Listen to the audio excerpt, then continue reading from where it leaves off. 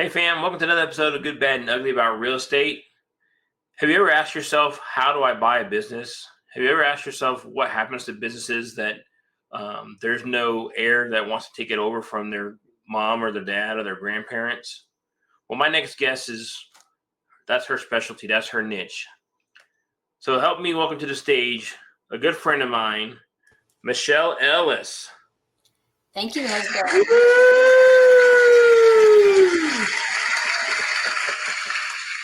How are you doing, Michelle? Yeah, I'm doing great.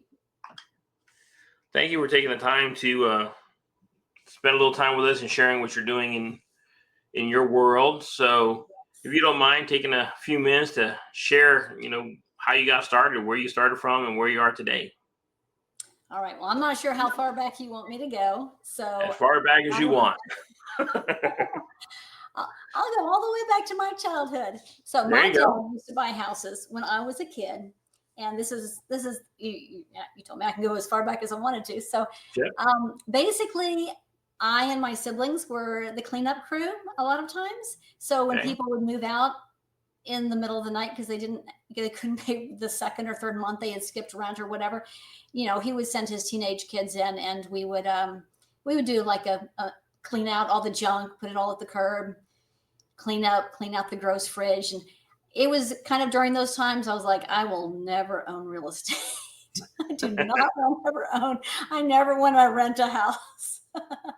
But lo and behold, all these years later, how things have changed. So anyhow, I didn't have anything to do with real estate for many years until I was in my late 20s, early 30s. I had four little boys under the age of 8. I was 37, I think. And I had them kind of late. But anyway, I wanted to help my husband out. And I saw this commercial, this infomercial one night, and I bought this DVD program. And it was how to do real estate creatively. Okay, so this is many years ago, and like 2009, I think. And watched the DVDs, got my bandit signs, went and put them out, and I did my first SubTo in 2010, I think it was. Yeah, it was a very eye-opening experience. I made like $8,000, and it was so cool. And then I decided to get my real estate license because I figured if I'm serious about this, I need my license. Turns out you don't need your license. But the person who mentored me through it, I felt like she was really dishonest, and she took more from the buyer and seller than I felt like she should have. Sure. And it would be fine if anyway. So I thought if I got my license, I would be in the ethical side. And I've since learned there are really good people who are investors, and there are really good people who are real estate agents, and there are snakes on both sides. And whenever there's money to be made, there will be unsavory people. So whether or not someone has a real estate license doesn't determine whether they're a good person and trustworthy. But anyway, I went the route of getting my license. And then over the years, I did a lot of regular real estate, but I also did a couple wholesales. I did a little bit of a land entitlement, or I got a piece of property under contract as a wholesale, and then I parceled it into 5, and or at least started the process to parcel it into 5, got the city's approval, and then I ended up wholesaling it before finishing the job. And I did very well for the several weeks of work that I put in. And then I rolled that money into my first flip. That was in 2019. And what happened between 2019 and the time it sold in summer of 2020 was COVID. and the project was 2 hours away from my house. Note, when you're doing your very first flip, don't make it 2 hours away from your house. But anyhow, I learned. And out of that, I started a painting company because I saw that I lost money on this deal, but I learned a lot of experiences. But one of the ones was that my contractors made a lot of money. So I was like, I should do this, and started a little painting company. We ran that for 3 years. And the reason this is so wonderful is because running the painting company, I found out that I am not the best person to run a painting company.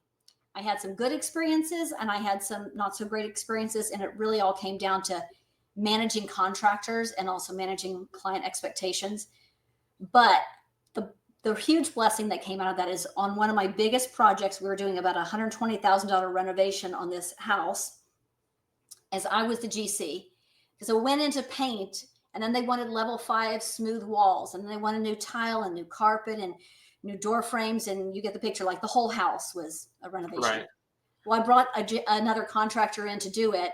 And at the time I was in the process of doing a wrap on my own house, selling it with a wraparound mortgage. And he mentioned some stuff that he was doing creatively. And I was like, oh, I'm doing a wrap right now. We started talking and he's like, oh, you must be in Pace's group. And I'd never heard that word before, that name. So I was like, tell me more. And he told me, and I was like, well, I don't need that. I know how to do creative stuff. I've been doing creative stuff for over 10 years. And he said, well, you don't join for what you learn. You join for the people you meet. And I immediately saw the value in that. So as soon as the house closed and I had some money to do it, I joined SubTo and Gator because I wasn't sure which one I'd do best in. Right. And then after I did have a good time in SubTo and I met a lot of great people. But what happened, the next pivotal moment was in October of 2023, Pace opened this zero down program. And you had to talk to 100 people and get their contact information. I think we had like 3 days to do it. It was this like frenzy of calls and everything. And then you had to send in the proof. And I got in. And so I was in every single meeting. And the first homework that I was assigned, some of the first homework was go look up these businesses on Biz by Sell, contact the brokers, ask for more information. So I did that. And within just a few times of reaching out, I met a business broker who was confused why I was contacting him about nail salons and drywall companies and assisted living. He's like, what actually do you want? What do you want? And I said, I'm just trying to find out about business.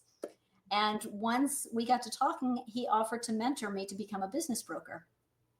Okay. So I did. So we started that process. And then I joined Owners Club in March of this past year. I wish I could have been there the first year, but it was not meant to be. I was sick that weekend and I didn't make it into the squad up in 2024. But after I joined, Pace gave all of us one of his phones. It has a text. And I texted him in March and I said, hey, I have this idea to have this nationwide business brokerage that's got a focus on creative finance. And he said, love it. Well, his text was all caps. He's very animated. Love it. And he said, or you could just join, this brokerage that just joined Owners Club. And that's all they do. And they're nationwide. So within a week, I was signed up with them and off to the races. And it's been what, like 5-6 months now. Well, no, I ended up joining in April, about 5 months. So, yeah. And that's what you do now, focus more on. So that's what I do now. That's my brokerage, but my business is called True North Business Transitions. I'm in Texas. The company's in New York. The brokerage is in New York. So I don't only broker the sale of businesses. The big lack that I saw with business brokers that I was talking to during the zero down program, the first one was I didn't meet any that were really very competent. It seemed like they were just in there to like make their big checks. They usually take a 10% commission, and a lot of times they're not splitting it with anybody. 10% of a multi-million-dollar company is hundreds of thousands of dollars. And for that kind of commission, you would think that they would return a phone call. Right. Or that they would send you the financials when you asked them. But I wasn't, I mean, sometimes they would follow up. I met a few that did.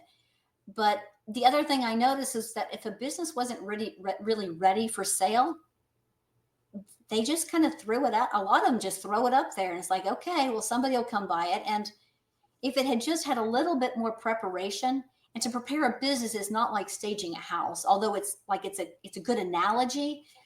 staging a house and decluttering and staging a house could be done in a matter of a week or two, but to properly prepare a business for sale, it'll take anywhere from a couple months to sometimes 2 years. I mean, if you want to really have a good, nice, solid exit, and if you have the time to do it, you want to do that kind of preparation. So that's what I wanted to offer, is like to advise businesses. So I have an advisory component, and that's the compass part of my business, to kind of help you know how to prepare your business for sale.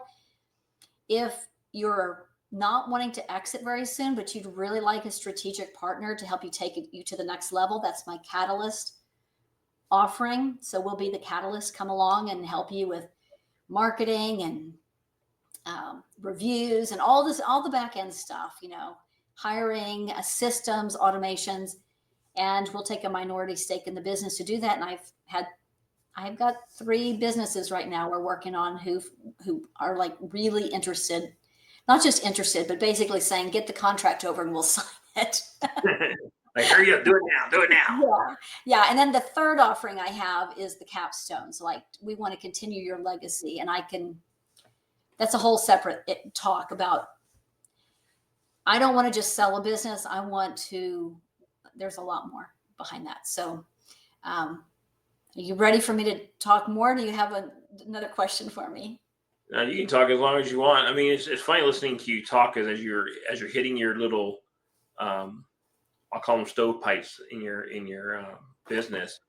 I just started reading Cody Sanchez's Main Street Millionaire, and it just sounds like some of the key components that she mentions when you're buying a business that you should be trying to basically identify what is the seller's motivation, right? Do they want to have their legacy, moving on, or are they just trying to sell it because they're just bored or tired of doing it, or they just want that check and have nothing to do with the business, right? So I love listening to you share what you're doing, is because it sounds like it's exactly what she's kind of like instructing people to do. It's similar, but there is one major, huge difference. And I love Cody Sanchez. I've learned a lot from her. I've watched a lot of her videos, and not that I was seeking it out, but I've listened to her, what's it called? The speech that she's prepared, that she presents. She has one main speech, and I have been at 4 different events, very different, wildly different events. And then she's the speaker there, and she gives this presentation. Mm-hmm. And the first time I heard it, I had a question about 2 different parts of her presentation because they're diametrically opposed. The second time it stood out to me more. The third time, even more. And then the last time was this time in July at a Nashville, Tennessee event. And I was like, I don't get it. How does she not see that these things are diametrically opposed? So when she starts out her presentation, she talks about how business ownership is at an all-time low, and that private equity firms are coming in and buying up things, right? You've heard her talk about that, right? Yeah. Talks about her presentation. What does she talk about when she gets to the exit part of her presentation? Do you remember? Now you're asking me to remember. I can't remember yesterday for breakfast. What she talks about is acquiring multiple smaller businesses and then rolling them up and selling them for a higher multiple, which is what a lot of companies do. And who buys those businesses that you buy at a 3x multiple, and then you combine them and you sell them? Private equity is buying those at a 10x or a 7x, depending, or sometimes a higher x, depending on the systems, the industry, and the revenue, the amount of revenue. The higher the revenue, the higher the multiple, which is why if you take 10 $1 million businesses and you put them together, and now they have $10 million in revenue and maybe say 3 million or 4 million in net profit. 4 million will be a stretch probably. You're going to get a higher multiple for those. Okay. Sure. Absolutely. But you're selling to a private equity firm when you do that. Right. And so what private equity firms are doing is they're destroying the soul of this country. And I feel pretty passionate about this because at first it was just a little bit like a scholarly, I would read it, but now every day I'm talking to people who've either sold their business and made a lot of money and then see the private equity firm like strip it. And I mean, they feel horrible because they feel like they let their employees down, they let their community down, and now their name, the legacy, the business they built is attached to something that is just not with something that they want to be associated with. So, and then, I mean, also business owners, a lot of business owners, I would say the majority, are good people that give back to their communities. They're involved in their communities in some way. Sure. And private equity firms are not. They might do it like for looks or to, get some goodwill, but it's just, it's just marketing. And then they don't treat their employees as well. It depends. But generally speaking to the different people I have, when private equity purchases a business, the treatment of the employees goes down substantially. I spoke to someone who wants to sell her med spa. And I'll talk to you about this in a minute, my business scouting program. So one of my business scouts is scouting for med spas for one of my buyers. I'm collecting all the buy boxes from Owners Club members. And then I'm putting people from Gator, Owners Club, I don't have any from Owners Club yet, but if they want to, it's fine. And SubTo through a little program. And then once they're taught, it's like 30 minutes of program. They can go out and scout for these businesses, and I'll pay them about 1% of the purchase price of the business. So if they've got $1 million business, it's going that it sells for $1 million, they'll get, $10,000. So this one business scout, she's found multiple med spas now. And I was talking to one of the med spa owners who also, her W-2 is that she works for this healthcare company that does in-home healthcare. She said they were bought out by a private equity firm about a year ago. And now they're denying people care. They won't approve medications that she knows they need. They've cut people's pay. She's like, it is the most horrible place I've ever been. And she's just got a new job to go live somewhere else and work somewhere else. So, yeah. So that's one of my big missions, is that I want to help keep local businesses owned by local individuals. And I think it's better for everybody. One other thing that is very cool that you should know is that private equity firms now own 5% of all businesses in the United States. So that doesn't seem like very much, right? What do you think the tipping point is before the barrier to entry for people who want to start a business in a niche that's dominated by private equity is? See, I pride myself. I'm doing research, so I know that number is 10%. You're right. Exactly. That's the tipping point. So when I first read 5%, I was like, oh, we got plenty of time. And then I heard about the tipping point, and I was like, gosh darn it, we do not have that much time. They're halfway there. Halfway there. Yeah. They're halfway there. So that is my mission, is to get the word out. There's so much more to it. And I mean, I don't want to get political, but I am. Okay. It's not really about politics. It's not about politics. It's about free speech in general. Whatever your beliefs are, I don't think the more that businesses are owned by big corporations, the more those big corporations dictate what can and can't be said. And the fewer people have that power, it's just not good. It's not good for any of us. Right. So, yeah, it's not a political thing. It's a freedom of speech thing. So, I mean, seems like you're knowledgeable, but still new to business buying. So, and a lot of people that are watching this may not understand, how do I get into buying a business? How would you share with people how to get that barrier of entry? Well, okay. So I'm not, I know I may be giving off that impression, but I've underwritten dozens and dozens of businesses, and the people on your team are as important as they're as important as my own experience. So I have people on my team also. And so I have a few. I think if you want to buy a business, I feel like the best way to learn how to buy a business is to Do it. before you start buying, don't just go out there and find the first business. A lot of my business scouts are looking and they're scouting for businesses in the niches that maybe it fits somebody else's buy box, like a plumbing company, but they eventually want to buy a plumbing company. So as they're finding them, I'm showing them how to underwrite them and say, here's the good, here's the bad, here's the holes in this company, here's the potential with this company. Some businesses are more scalable than others. And as they're learning, they're getting to feel more confident, and probably while they're making money. So it's like a win-win. And when they find the business that they're like, wow, I like this one a lot. Can you help me acquire this one? I'll say, sure, let's help you do it. And yeah. So is that a training that you give? Is that a course that you offer? How does somebody learn or get in? It's kind of a course, but it's not paid. It's basically a paid apprenticeship, I guess. Okay. Or yeah. So there was a bird dog program where people would come in, and PACE has these bird dog challenges.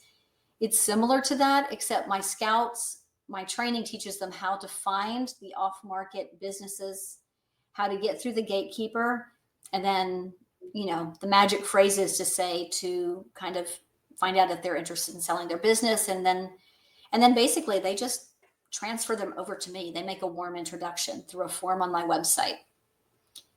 And we just got started a few weeks ago. This is kind of fresh, but they've submitted so many businesses. We have 3 that will be submitting an LOI on, the buyers from Owners Club, different buyers. And then another 2 that we'll probably end up doing an equity partnership with. So they really want a strategic partner, and we'll come in, we'll provide some of the money they need to keep their doors open, because they're really paying, but they have the equipment. They already have a lot of the infrastructure there. They just need someone to help them with the marketing and getting some systems in place. So, yeah. In your journey, right? Because it seems like you've kind of notched along. We always talk about how no matter what you've done, there's always been a story that's a good story and a bad story. You mind sharing some of your good and bad stories with us? Well, this will expose me a little bit, but I'll share my worst story. Okay. And this is because I just didn't know what I didn't know. So, as we all don't. Yes. I feel bad that this is my learning experience, but I'll just tell the story. So, my very first listing as a business broker was for 2 restaurants. And my mentor, I told you I had a mentor, right? That from my area, Central Texas, and he offered to mentor me.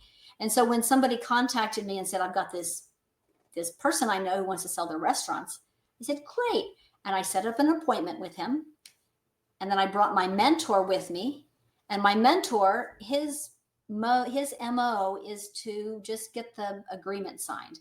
And so when we were signing the agreement, after spending a couple hours with him, getting a tour of the restaurants, very nice restaurants, he said, how much do you want for it?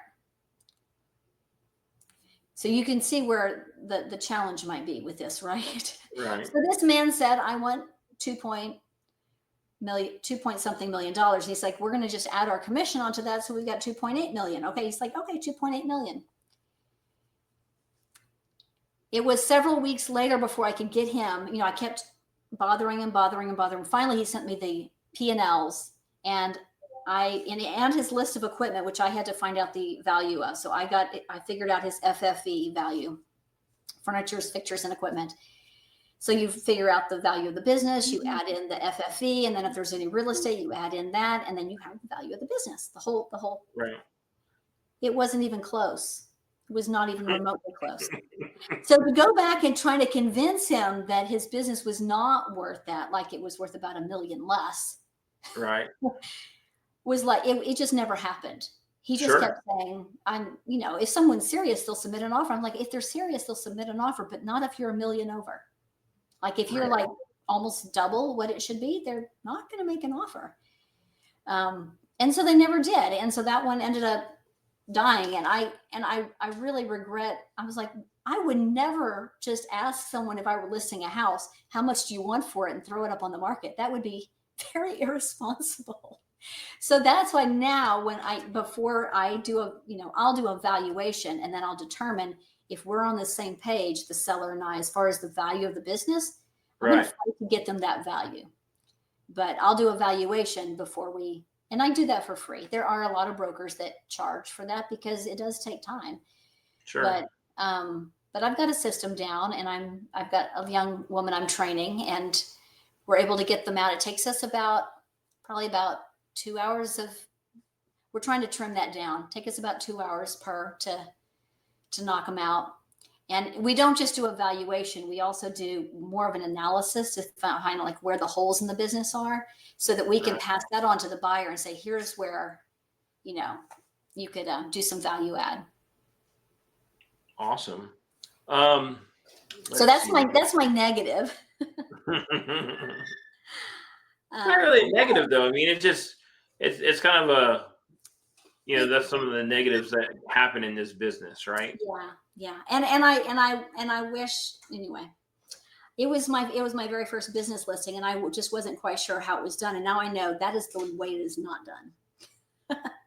I will never do that way again. So let me tell you, I don't know about I feel like all the people I talk to, I just love business owners so much. I have not talked to one that I didn't have a great conversation with.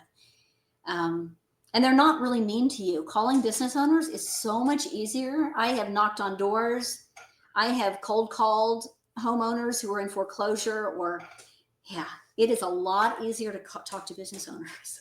I bet. So I have one closing this week that's a roofing company. And the way that this is structured is that the buyer is going to make a down payment, and then he's going to make 2 more installment payments over the course of, at 6 months and 12 months. And he's paying in crypto. Interesting. Okay. Yeah. So he's paying the commissions in US dollars, and he's paying the purchase to the seller. He's paying in crypto. So that the seller loves it. He considers it a win-win. He loves the same kind of crypto that the buyer does.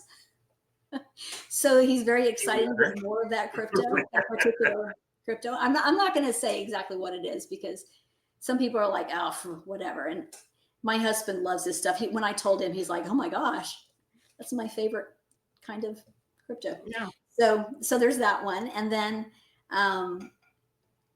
as many creative ways as there are to do real estate with single family, there's like even more creative ways to do things buying businesses.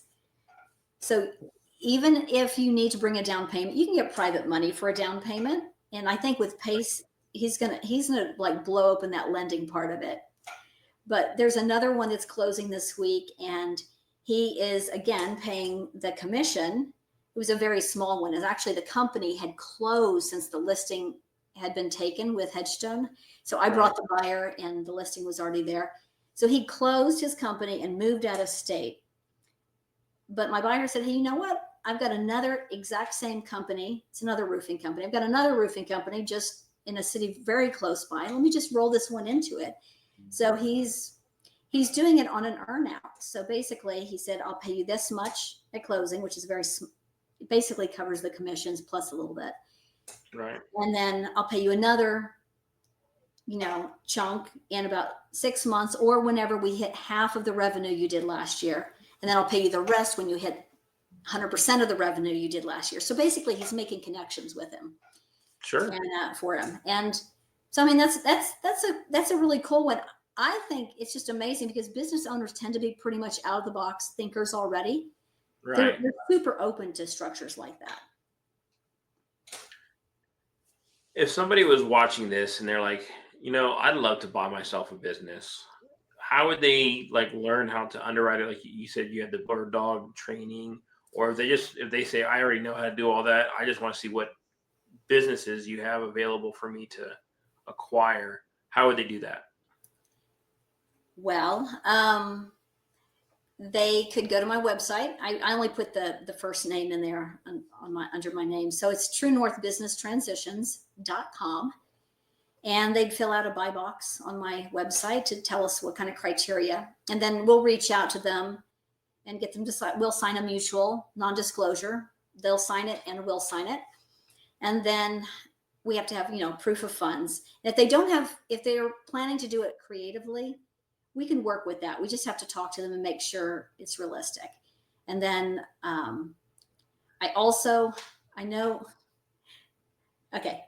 a lot of people, because there's a lot of buzz around business ownership right now and business acquisition. There's a lot of people who want to buy it, but if they knew what it's like to run a business, they would decide to have a little bit more passive involvement.